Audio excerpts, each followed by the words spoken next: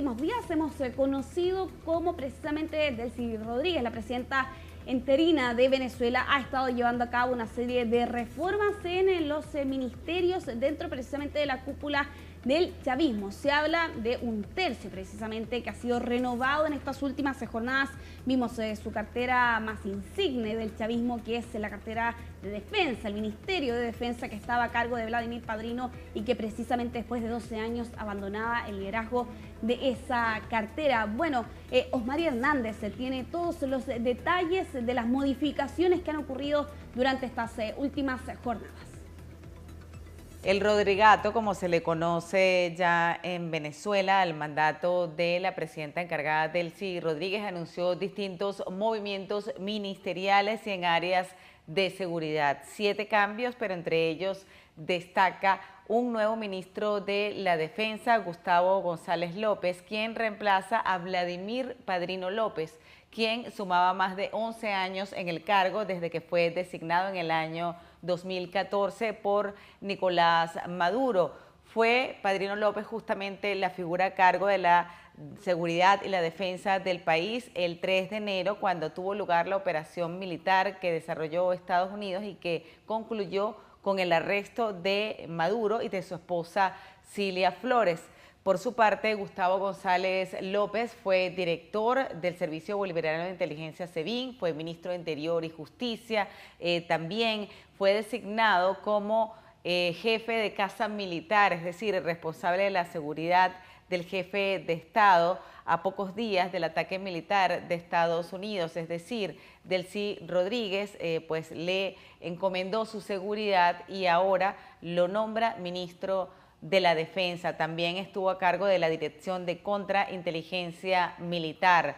Ya tanto la oposición como organizaciones defensoras de los derechos humanos han expresado dudas sobre este nombramiento. Por una parte, ven con beneplácito la salida de Padrino López, pero consideran que Gustavo González representa la continuidad en las políticas en materia de seguridad que han cuestionado, especialmente en materia de derechos humanos. Consideran que de esta manera se mantiene el aparato represivo. Otro nombramiento que ha llamado la atención fue el de Tarek William Saab, designado como jefe de la misión Viva Venezuela, mi patria querida. Hasta hace unas semanas era fiscal general de Venezuela, renunció al cargo y fue nombrado como defensor del pueblo de manera temporal, mientras el Parlamento cumple con la labor de designar a tanto a un fiscal general definitivo como a un defensor del pueblo también permanente. Mientras también Ernesto Villegas, que era ministro de la Cultura, fue sustituido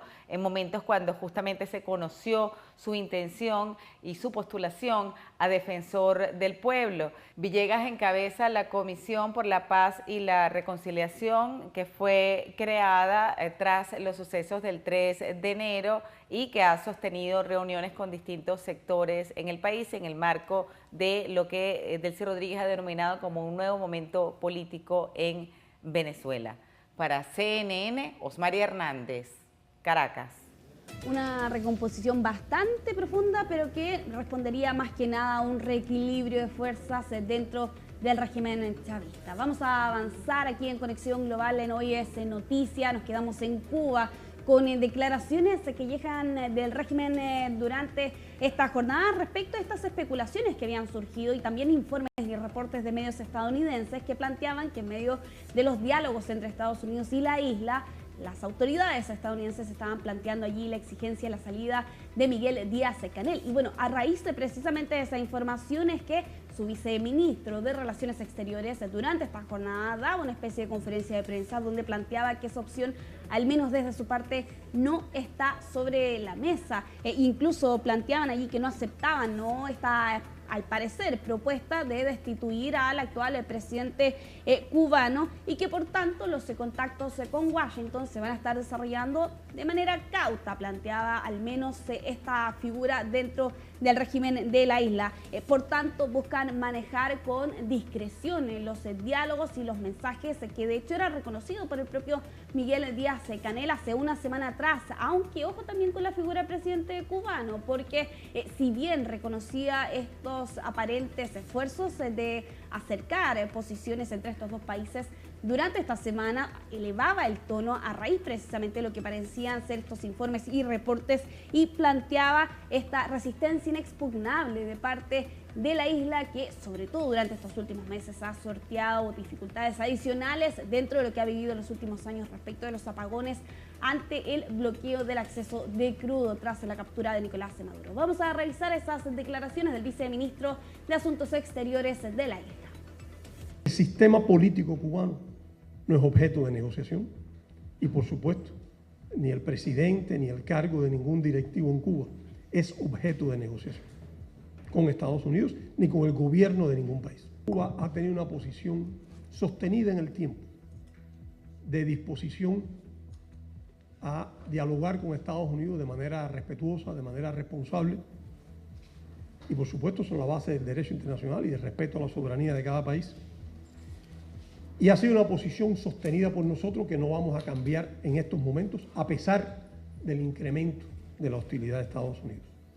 Atención con esta información a los chilenos que los próximos días se tengan viajes considerados hasta Estados Unidos, porque hasta 120 minutos están tardando algunos pasajeros en los principales terminales aéreos de Estados Unidos en completar la revisión de seguridad. Y esto es un efecto precisamente del cierre parcial de gobierno que está enfrentando a Estados Unidos por estos días y con los trabajadores de seguridad, el de TCA estadounidense, que durante esta semana no han recibido su sueldo y esto ha llevado a una baja de funcionarios. Se habla de 30% menos de personal en algunos aeropuertos, entre ellos el de Atlanta. Rafael Romo con el reporte de esta jornada de lo que está ocurriendo por estas horas allá en Estados Unidos.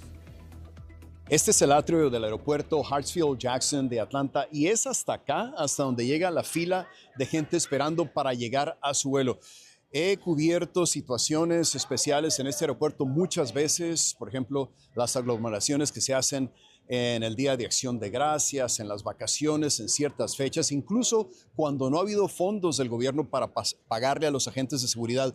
Nunca había visto que la fila llegara hasta este lugar y vemos a gente con caras largas, enfadados, realmente que no se explican cómo una situación puede pasar en esta forma. Y no solamente es aquí en Atlanta, es en diversos aeropuertos de todo el país. Hace unos momentos hablé con una familia, papá, mamá y 3 hijos, que no sabían realmente si iban a llegar a su destino porque todavía les quedaban como 2 horas de fila cuando logré hablar con ellos. ¿Qué le parece esta situación en el aeropuerto? No, complicada. Está complicada porque uno llega con muchachos, con niños chiquitos y la demora es terrible. ¿Cuántos son de familia en total? Somos 5. ¿Y antes de venir ya sabía lo que iba a pasar? Estuvimos viendo algo en las noticias hablando sobre eso, sobre el problema que había con empleados, no sé muy bien, y estaban hablando de los vuelos, los retrasos, las demoras. ¿Qué piensa de esta locura? Bueno, imagínense, con estos niños esperando aquí tanto tiempo es un poquito difícil. ¿Antes de venir ya sabía que iba a estar así de mal? No, nos enteramos en camino realmente de la noticia, del problema que había con los trabajadores de TCA. Y es que miren cómo está la situación. La fila que les mostraba hace un momento es esta. Es una especie de fila secundaria. Aquí hacen que la gente espere antes de poder pasar a esta. Que esta es la fila principal. Ahí ven el letrero donde dice Main Checkpoint. Ahí es donde realmente, en circunstancias normales, donde empieza la fila.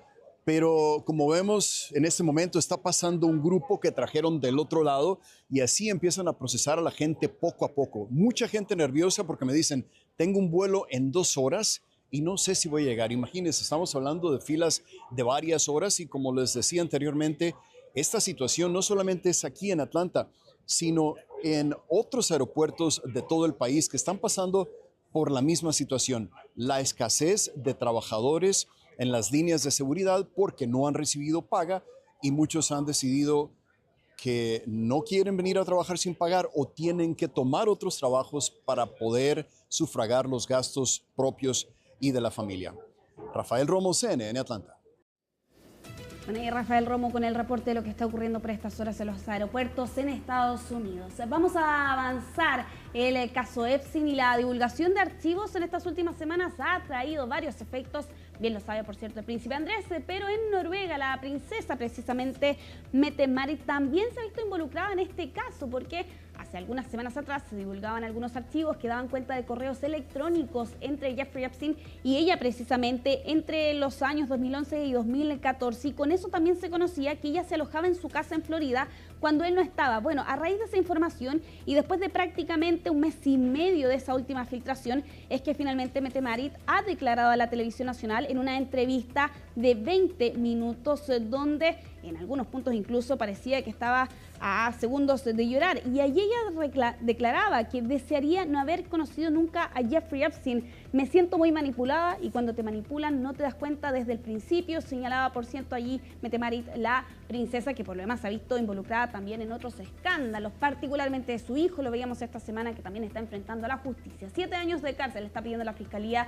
precisamente para este hombre de 29 años acusado de violación.